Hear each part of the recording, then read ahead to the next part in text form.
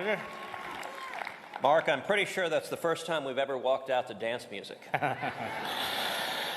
Well, I did think about holding hands, but didn't think that would come off right. Well, it is my honor to be here with Senator Cruz. We're going to have a short discussion about the Constitution. How many of you support the Constitution?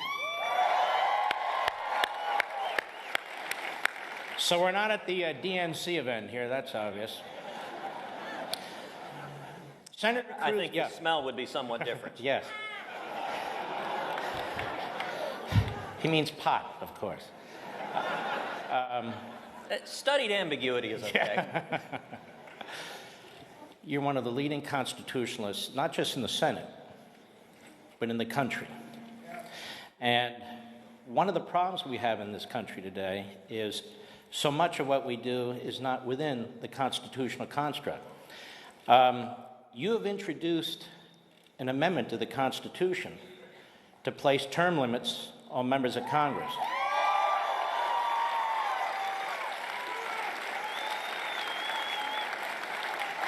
So tell us why you did it and tell us about your amendment. Well, Mark, I think it's one of the first and biggest steps we can take to actually drain the swamp. Yep. You look across this country, people are fed up with Washington. This election was the American people saying enough already with the corruption in Washington. And it's both parties. It's Democrats and Republicans who have been here too long, who become captured by this city. And if you look at President Trump campaigned on draining the swamp, on term limits. You look at congressional leaders. We got majorities in both houses. I think we ought to demonstrate that we heard the voters, bring up term limits, pass it, send it to the states for ratification. And what's amazing is the support for this, it cuts across. In this polarized time, you get supermajorities of Republicans, of Democrats, of independents, who all say, throw the bums out. And we ought to listen. Now, it takes time to get these sorts of things passed because you got to develop support among the American people and so forth. So what should the people in this room and across the country do? Because obviously you have an entrenched ruling class, and they're not going to say, yeah, let me vote myself out. So what do? We put pressure on them? How should we handle this? Look, hold us accountable. There is an incredible power. The men and women in this room, the men and women of CPAC, the grassroots, have the ability to get people's attention, to hold our elected officials accountable, hold every one of us accountable. Look, the message that I am conveying to President Trump, to the cabinet, to leaders in both houses is real simple. Let's do what we promised. Let's deliver on the promises, and if we do that, we'll win at the ballot box, and if we don't, the people will hold us accountable for that too. Let me ask you about the courts. We saw what the Ninth Circuit did, or a panel in the Ninth Circuit, on an executive order that once the executive order was modified, really, it wasn't even a controversial executive order from a constitutional point of view, and then you have 3 judges who did what they did. The other day, we had the Fourth Circuit basically tear the guts out of the Second Amendment, reject the Heller decision in the Supreme Court. So the Gorsuch nomination is important. How do we get our hands around all this? Well, you're right. You look at judicial activism, and those are 2 great examples, the Ninth Circuit and the Fourth Circuit decision in recent weeks. If you look at the Ninth Circuit, it's based in California. It's long been the most liberal court of appeals in the country. If you look at the decision of the Ninth Circuit and the decision of the California District Court, actually the Washington District Court that struck down, that enjoined the president's order, both decisions are utterly lawless. You know, the reason the Constitution gives judges life tenure is so they can be independent of political pressures and follow the law. I've read the District Court decision. I've read the Court of Appeals decision. They don't even cite the controlling federal law. By statute, Congress has given the president the authority to suspend immigration, any class of immigration, if he deems it in the national interest. Now, any judge that was actually being a judge would begin with the statute, would look to the precedents, would interpret it. They don't even mention the statute. They just say, we don't like this policy, and they're engaged in legislation. You take the Fourth Circuit decision, upholding Maryland's laws on so-called assault weapons and large capacity magazines. The Fourth Circuit used to be the most conservative court in the country. I started my career as a law clerk of the Fourth Circuit, and it was 20 years ago. The Fourth Circuit was tremendous. It was dedicated to protecting our constitutional rights. The Fourth Circuit now, they invented this new test for the Second Amendment, and here's what their test said. The Second Amendment doesn't protect a weapon if it would be useful in a military context. This test isn't just sort of questionable. It isn't just a little bit out there. It is nuts.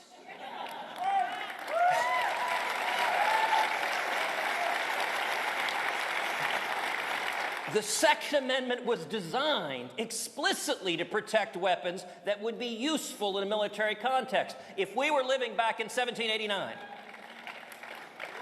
your musket would be really useful in a military conflict. If you were called up to service, they said, bring your musket. And indeed, the first Congress passed a law. You want to know the first gun control law in America?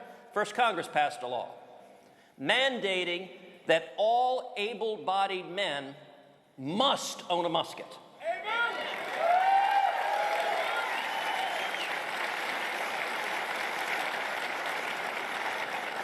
Under the That's an individual mandate we could live with. There you go. That's under the Fourth Circuit's test. They say, well, gosh, if it would be useful in a military context, in the Second Amendment, it's not about hunting, it's not about target shooting.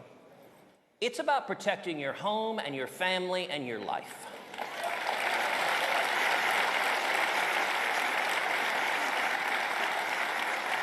So under the Fourth Circuit's test, the only things that are protected are things that are not useful in a military context. So apparently the Second Amendment protects feather dusters. You have a right to have a feather duster. If anyone breaks in, you can make sure they're really clean as they're robbing your house. This is lawless. And it's why after 8 years of Obama, there are few, if anything, more important than putting principled constitutionalists on the Supreme Court. The Gorsuch nomination is important, it matters, and mark my words, Judge Gorsuch will be confirmed.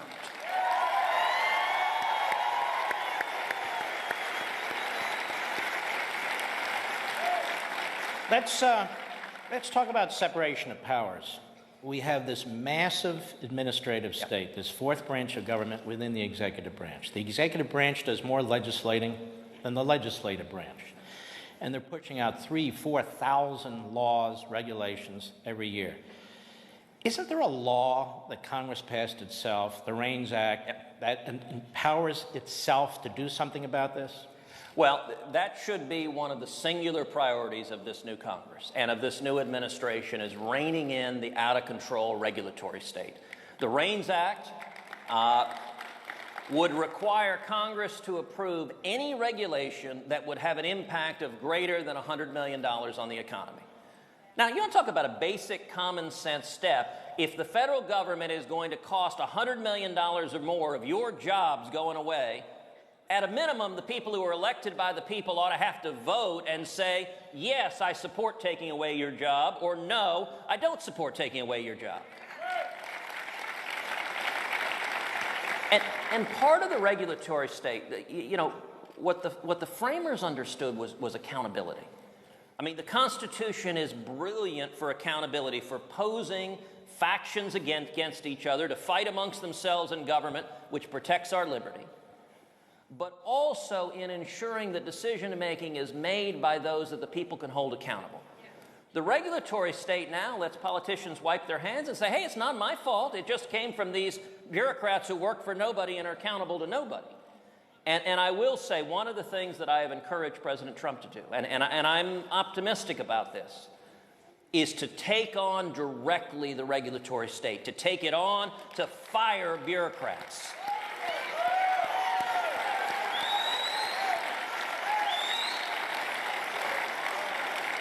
And what I've encouraged President Trump and Attorney General Jeff Sessions, and by the way, let me just repeat that again, Attorney General Jeff Sessions.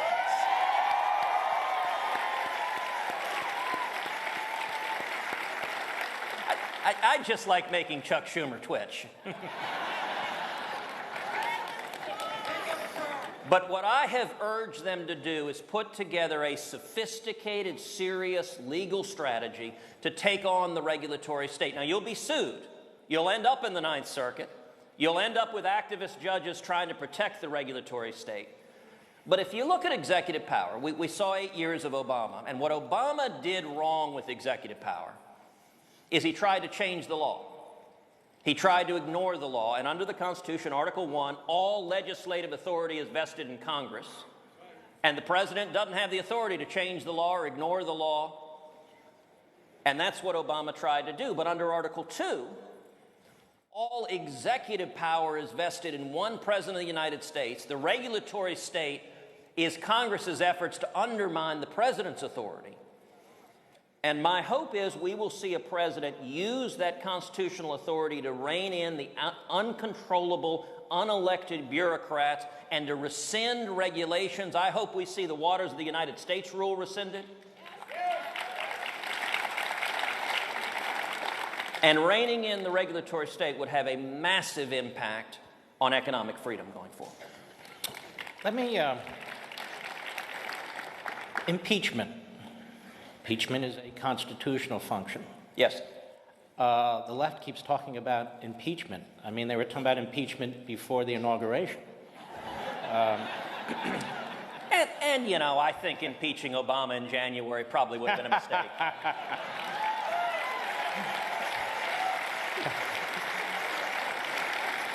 So would retroactive impeachment be unconstitutional? I don't know, but it...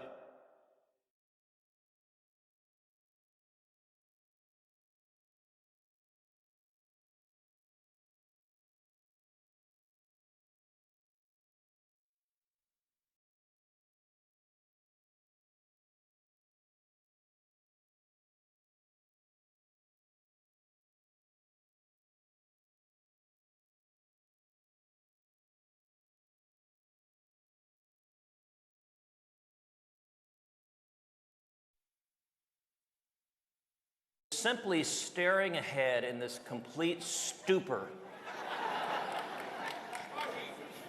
And that hadn't changed. They all look like that.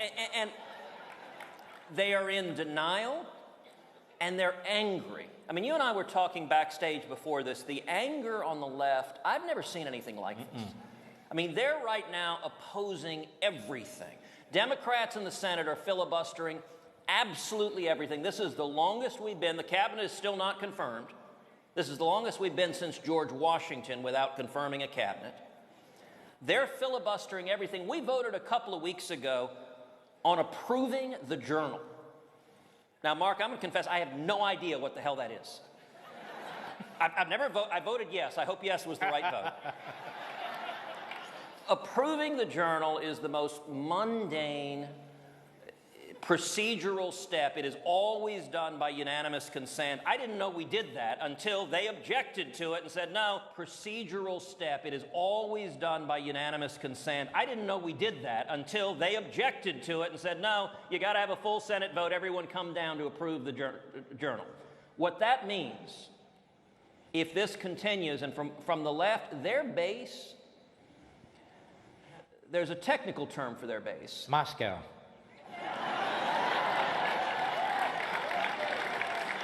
I was going a different direction, which was bat crap crazy.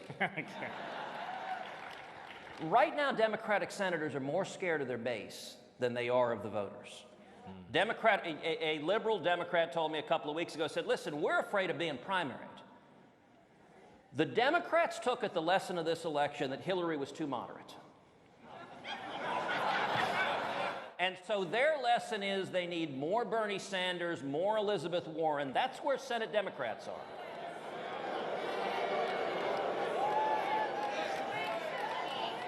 What that means is I think it is likely they will continue to oppose everything.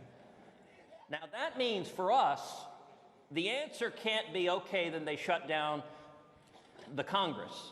They prevent us from doing anything, so we need to look at tools that can get things done despite a Democratic filibuster, and there are three main tools. First is confirmation. And by the way, I'll do this again many times. Since January 20th, I have raised a glass and toasted Harry Reid.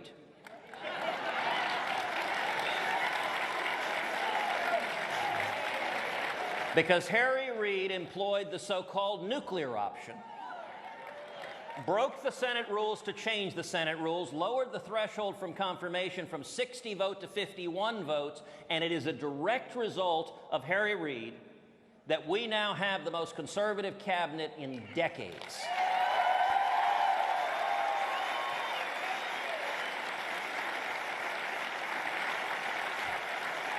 And so if I can be a little presumptuous, Mark, let me, on behalf of CPAC, thank Harry Reid. Harry Reid, thank you for Attorney General Jeff Sessions.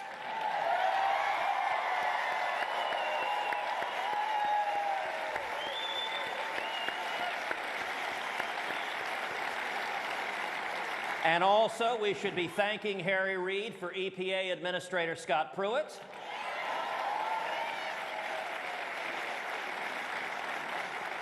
For Education Secretary Betsy DeVos.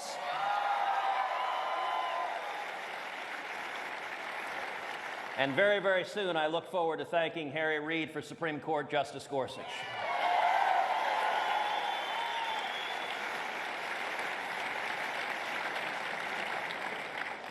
Should we thank Keith Ellison, too, who is likely to be the next, who's likely to be the next chairman of the DNC? And I'm sure the vast majority of Americans, given his background with Farrakhan, will be very excited about that. Should we get behind him at CPAC? What do you say? Listen, I will commend the Democrats for one thing. If they name Keith Ellison as the head of the DNC, then I'll commend them for truth in advertising. Let me ask you this question. There's a battle somewhat over Gorsuch. Mm-hmm. But when there's another vacancy, yes, how much nuttier can they get? Because the next vacancy, they're going to say belongs to them. And so, you know, we can only have so many people on the court who actually are faithful to the Constitution. So what steps might they take? Well, listen, this vacancy right now is defense. We're replacing Justice Scalia. Both you and I knew Justice Scalia very well. He was extraordinary. He was one of a kind.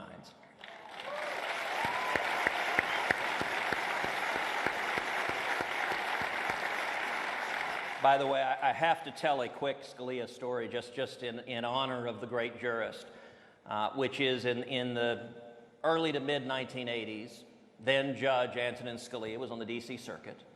The other prominent conservative was Robert Bork.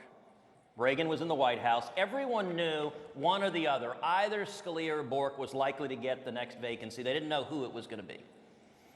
And Scalia was walking through the parking lot at the D.C. Circuit. And he came to the elevator, and there were two U.S. Marshals who stopped him and said, "I'm sorry, sir, we're holding this elevator for the Attorney General of the United States." Scalia pushed past them, stepped into the elevator, pushed the button, and as the doors closing, he said, "You tell Ed Meese, Bob Bork doesn't wait for anyone."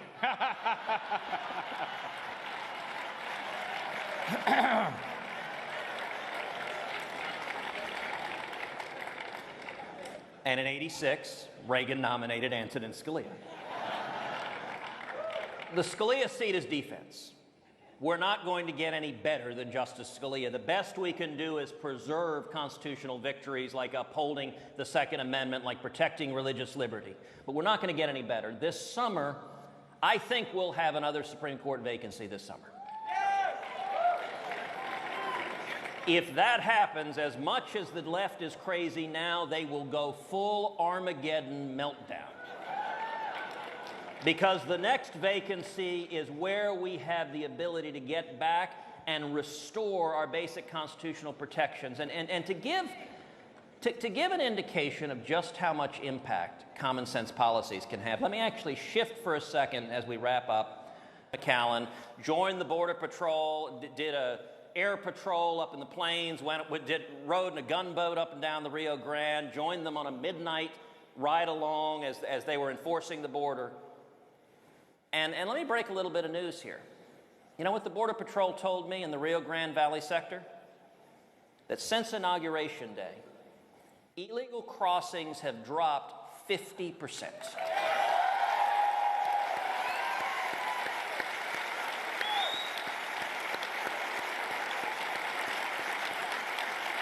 Now, oddly enough, you and I have not seen that on the 6 o'clock news. Somehow reporters aren't reporting it. And I asked them, I said, look, why is that? Border Patrol agents said they didn't know. But they assumed it was because with the new administration, they understood we'd have an administration that would finally enforce the laws.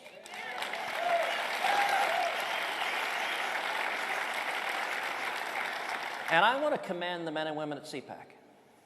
As activists fighting for liberty, fighting for the Constitution, y'all are incredibly important. You are incredibly important, number one, in shocking and terrifying the mainstream media. Which really should be done on a daily basis. But also on holding us accountable. We have the opportunity for this to be an historic Congress, the most productive Congress in decades.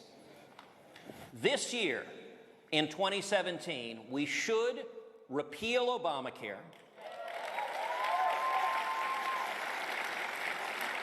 confirm a strong conservative to the Supreme Court,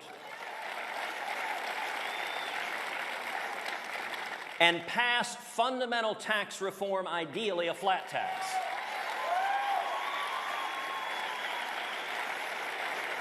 And let me add one more thing to that list. We ought to pass the legislation that I've introduced with Lindsey Graham to defund the United Nations until they reverse their anti-Israel resolution.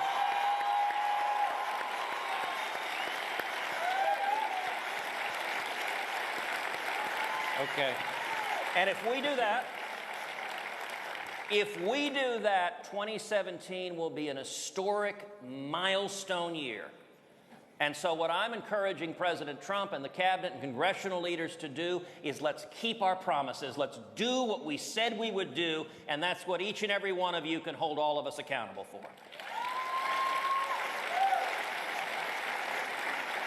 We have to go. It's been a pleasure being with you, Senator. It's The great one. Yeah. It's a pleasure being with all of you. God bless you.